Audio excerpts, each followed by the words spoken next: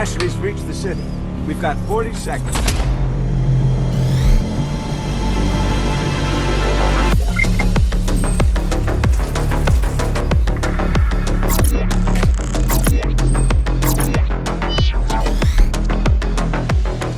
Everything you think you know about me, the city, it's not true.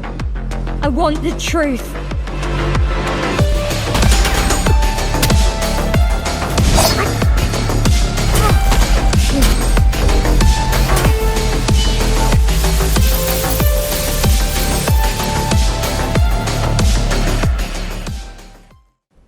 I'd only had my Quest 3 a day when I was messaged to see if I'd like to review Augmented Empire.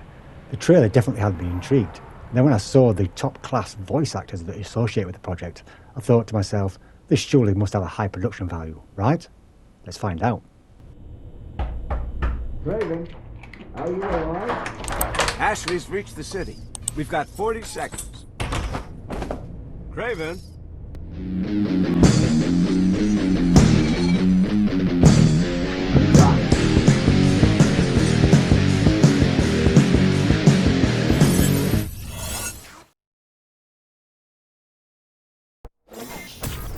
In Augmented Empire, you step into the divided city of New Savannah in 2058. Playing as the poster child of civil obedience, you must lead a team of misfits and criminals to survive. From the armchair of your secluded hideout, control your team in augmented reality to overthrow the corrupt elite. Augmented Empire combines an engaging dystopian story with turn-based tactical RPG in VR and mixed reality. It features an all-star cast including the voice talents of Kate Mulgrew, Nick Frost and Garrick Hagon. The game originally released 7 years ago in July of 2017, and this is an enhanced version of that original Oculus title. And now you can play in both VR and mixed reality, supporting controllers or hand tracking. It's a cyberpunk story featuring 6 playable characters and 60 different environments, and you can develop your team to match your playstyle with upgrades and abilities. I always say that having more options in VR games means you can cater to a wider audience with a variety of playstyles. CourtSync has you covered on that front with a wealth of options available, from switching the map from a tilted room view to a more traditional top-down desk view, to using either hand tracking or the controllers, each of which have 3 different modes, from touch control, pointing a cursor, or gaze-based selection. My preference was using the controllers on touch mode. The main gameplay involves the map being made up of tiles where you can move your character around, get behind cover and try to get a good line of sight on the enemies. My only reference to this kind of tabletop, turn-based strategy style game is Demeo, with the basic mechanics being similar, where you have action points that can be used to move, attack or use abilities. Although similar in principle, that's where the comparison stops, as there's no luck-based dice rolling in this game, but more tactical planning and quick reflexes. When attacking or using an ability, you get a dial with zones that are either hit, critical or a miss, and you just stop the needle. Then for enemy turns, there's a gauge with a similar principle with hits, critical hits, evades or grazes. This is like the active reloads from Gears of War, and you just hit the button to stop the needle, but you can also pull the trigger on the controller. That was my preferred choice, as later in the game the dials move a lot quicker and my trigger finger reflexes were faster than my hand movement.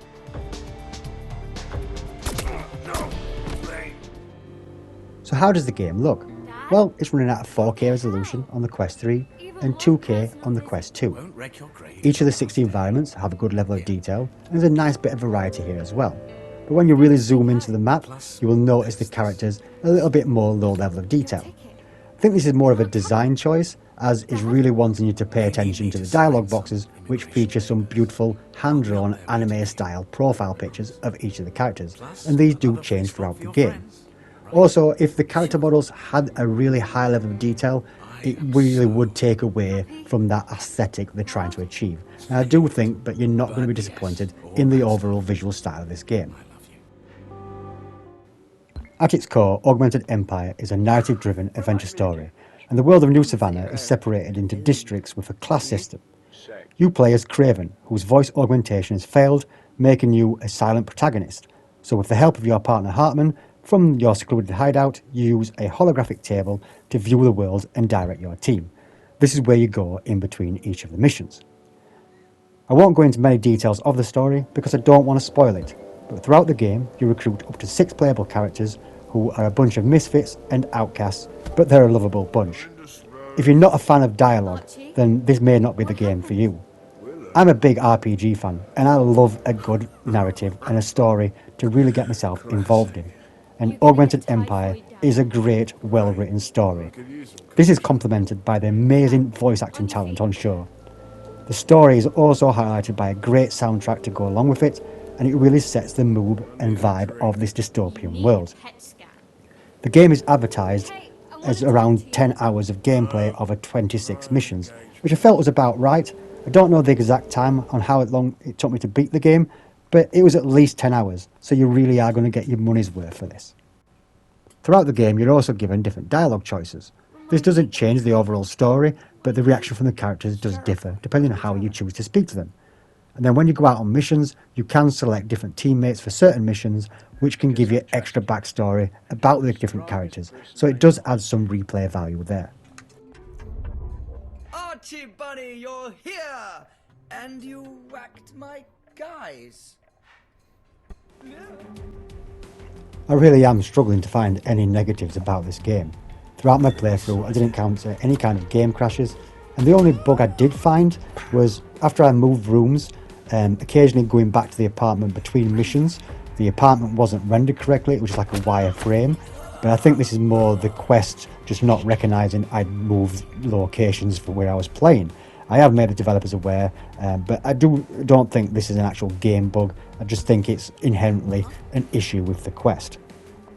The only other things I can think of is because I was using the touch control, I could occasionally click on a tile or hit end turn by accident, but this is more because I like to zoom in and out, and it's just me being clumsy rather than a game fault. Other than that, because again I like to zoom in and out and move the map, sometimes the dialogue boxes or the gauge to hit an enemy can be a little bit too close or too far away. Still not a game fault, it's just more my play style.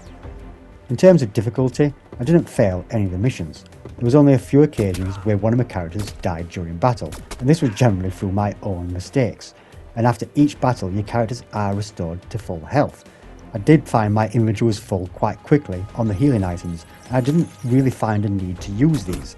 I would also have loved to have seen a new game plus, where you can replay the entire story with all your skills unlocked, but on a harder difficulty, so the enemies could hit harder, you've got less health, or your health does not regenerate after each battle. This really would add that extra replay value to the game. I've only been a VR content creator for just under 2 years, and only in the last 4 months I've found myself in a position where I can get early access to review games. And I've been in the meta ecosystem for less than a month, and already the first game I've got access to really is one of the best games I've played in a long time. The captivating story drew me in completely, and I fell in love with the worlds and the characters. It's one of those games I won't easily forget.